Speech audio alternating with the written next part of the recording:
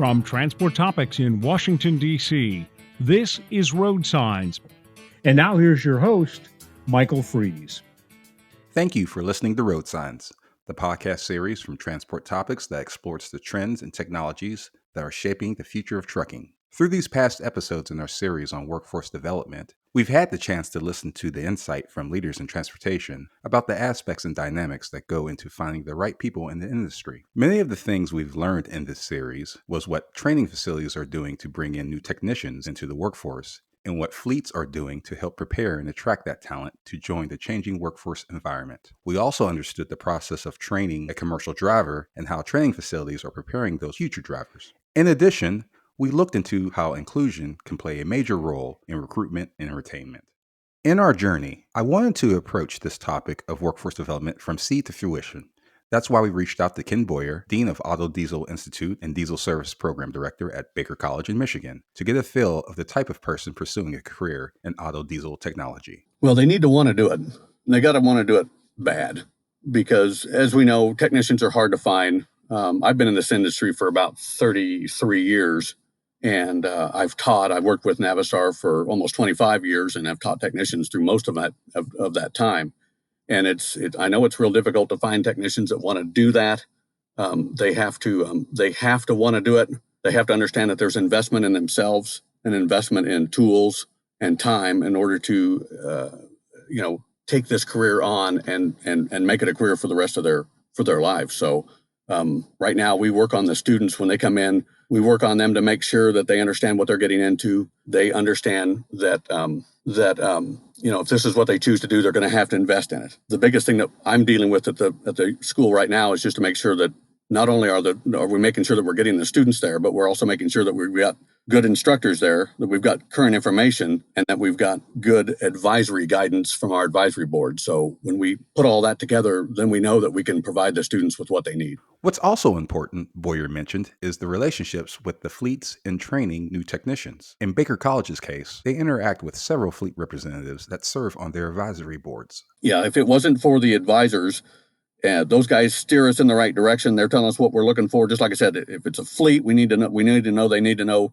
the foundational basics of a truck and everything around that truck. And then, of course, if it's a dealership, dealers often want a little bit more on the electrical side, lighting systems, things like that, more diagnostic equipment, stuff like that, and how to operate and how to use the software. So our performance classes get into that when we get to that level. From the fleet perspective on technician recruitment and retainment, I spoke with Ralph Romero, Vice President of Talent Management at U.S. Express, as he explained the benefits of having a relationship between fleets and tech schools. The tech schools only know our expectations based off of how much time that they spend with us. So they only know what they know. So for us to close the gap, which is the mutual relationship, right? It's in their best interest to place candidates, right? It's good for their recruiting. And then it's in our best interest to make sure that what they are developing in-house is going to fit us, because that helps our talent pipeline. So those lines of communication absolutely have to be open. And I would say the locations that we have the best relationships are the ones that we see the tech schools coming on site to US Express. And then you also see our personnel going on site to the tech schools. And it's not just hey, we're showing up to a tech career fair, right? If you're just showing up to a tech career fair and that's the first time that they've heard about your organization, you're too late, right?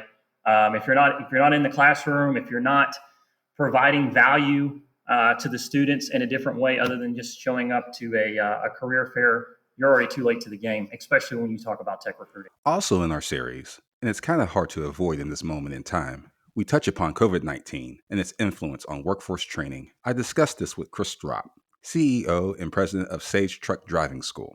Well, it has obviously had an impact on our business, on our customers and on students and costs. So we were shut down for a couple months, and that varied by state, which made it kind of difficult that different states were making different decisions. But there have been some challenges in terms of operating with the health concerns, but we've essentially put in place the CDC recommended guidelines. So everybody's wearing a mask, and we're trying to social distance and keep students separated. The one interesting thing about our program, the just in terms of how we deliver the CDL training, is all of our training is done with one student per truck. It always has been. So most schools are putting 3 or 4 students in a truck when they go out on the road. We have always only had the instructor and one student in the truck. So that made that kind of social distancing much easier because we were used to doing that. Whereas a lot of schools had to figure out, how do we, instead of being 4-to-1 in a truck, how do we go to 1-to-1 in a truck? Whereas we've been doing that for a long time. But we just had to add different procedures for temperature checks and cleaning and testing where that's required. Recruiting changed significantly. There really are not visits by recruiters at this point. For the most part, most of the recruiting is done by Zoom, which I think is, it's hard. The other big issue that we've had just in operating the schools is the shutdown of so many of the departments of motor vehicles. So it's difficult getting students in to get a permit knowledge test, get them in to actually get their CDL once they pass the CDL test, and also to make arrangements for CDL testing when it's done by the state. So those have been some challenges, but we're holding our own. We're getting through this. We've got some great employees who are just really focused on continuing to do a good job and solving problems and dealing with the situation, and that has made all the difference in the world.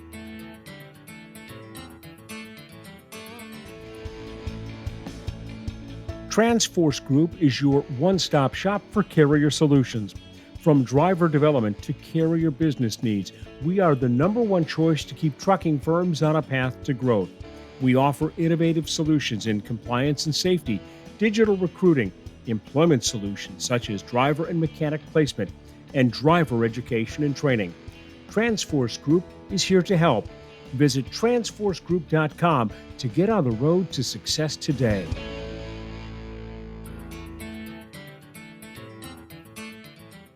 In the macro view, Don LaFay, President and CEO of the Commercial Vehicle Training Association, provided a glimpse of how most schools are handling this new normal, but also how the pandemic created a bottleneck in the regulation process. I would say the pandemic has changed many things about truck driver training.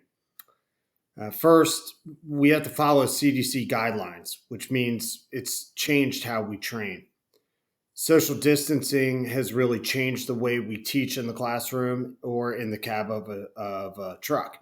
So whereas, let's say in a normal year, we would do, let's say 3 or 4 students in the cab for road training and rotated them, we're really seeing more like one-on-one training or 2-to-1. Now, this doesn't change the amount of seat time the student receives, but it really has changed the method the school has to employ.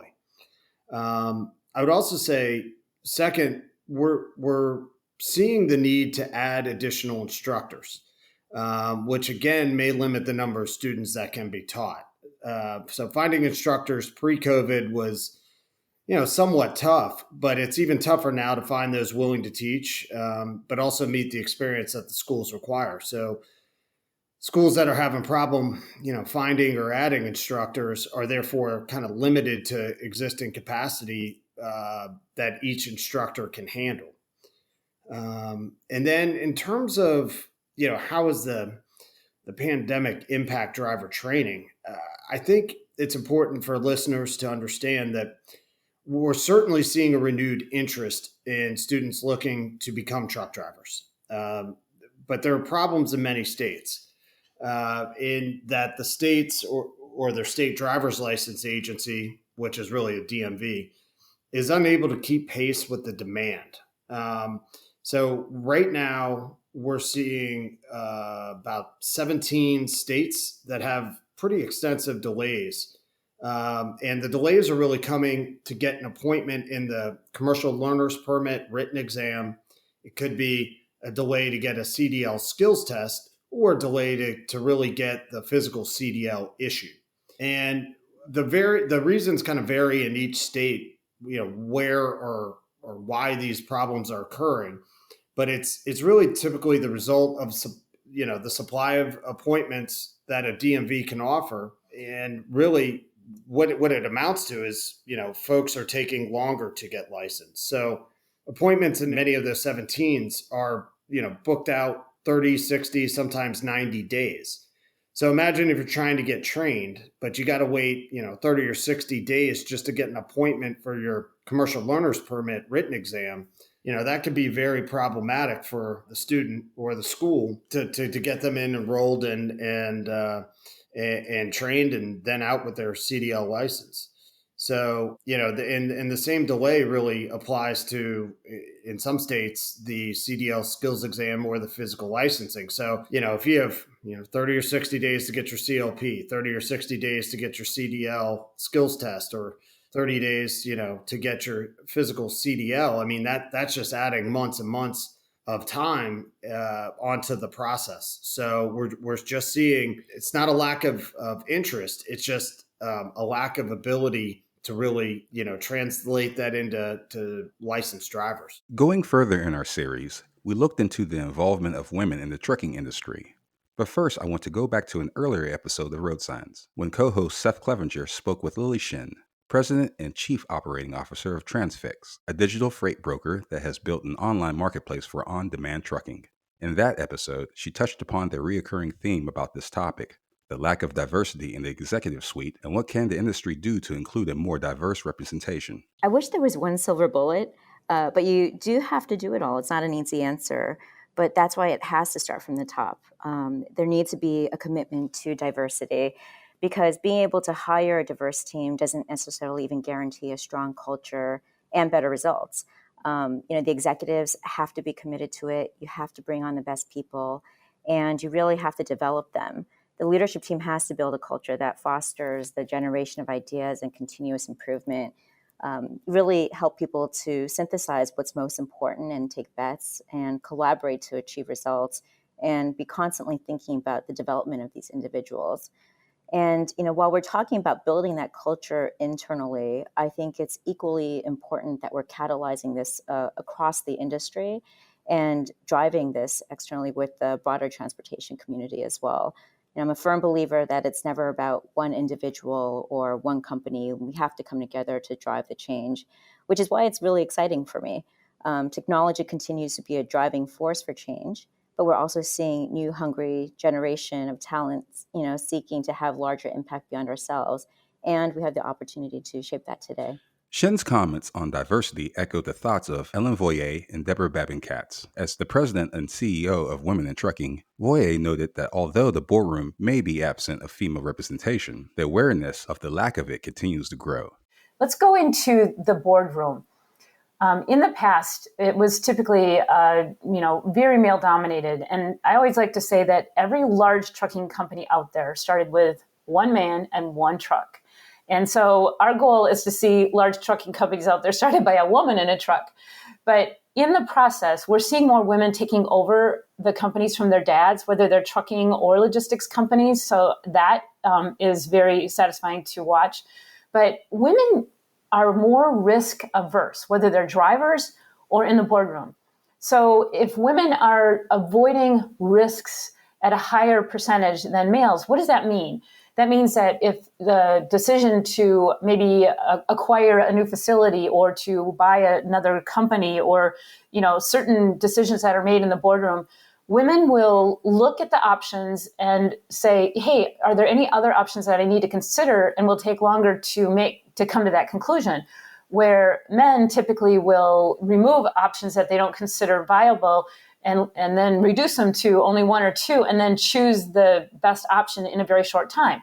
So that right there is unconscious bias if your culture values quick decision-making. So things like that. We point out ways that this industry and a lot of male-dominated industries have built-in unconscious bias, and make people more aware of it so that women can not just enter the industry, but be elevated and advanced.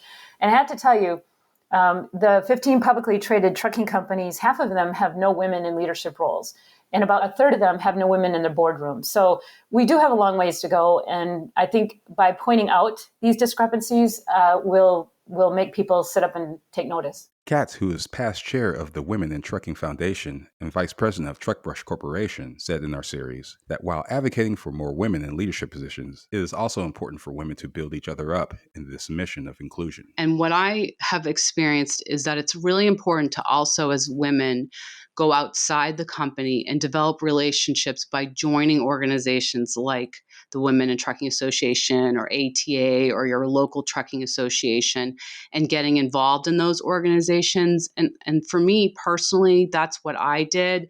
And now I serve on several boards. I serve on the executive board for the Massachusetts Trucking Association. I mentioned that I serve on Rhode Island, and I've been actively involved in the Women Trucking Foundation. But those are opportunities to actually serve already on a board outside of your company and to highlight your skills and to hone your skills and develop really important relationships with both men and women. You know, these are people that are in top management, very intelligent individuals that you have an opportunity to work. Sure, it's a boatload of work and you have to do it on your free time, so to speak. But those experiences can only add to your professional and personal development. And I think that that is important to be able to show your company, you know, what you can achieve even outside the walls of your company. And for me, it's also about giving back, of course. But I do believe that there's many opportunities that women can seek that are even outside the walls of their own office.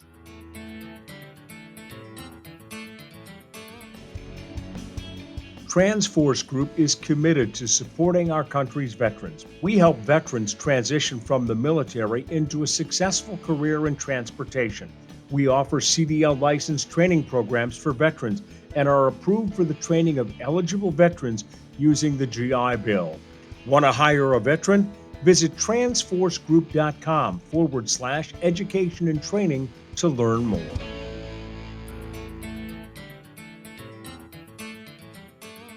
In exploring workforce development, the one thing that I've learned is that we just scratched the surface on this topic. Finding the right driver and technician while keeping an eye on the societal makeup of our community in this industry's workforce is a continuing work in progress. And oh, by the way, this is all done in the middle of a pandemic. As we move on to the new year, we can bet that the process of development will continue to evolve, as well as our journey to explore more trends about it. Watch this space. If you enjoyed this episode of Road Signs, please let others know. Rate and review us on Apple Podcasts, Spotify, and wherever you listen to podcasts. If my questions have sparked questions of your own, share them with the Road Signs team or reach me on Twitter at Michael V. Freeze. You can email us at share@ttnews.com. We'll read them and respond daily. And of course, we'll be back in 2 weeks with more episodes of Road Signs. Until then, I'm Michael Freeze. Thank you for listening.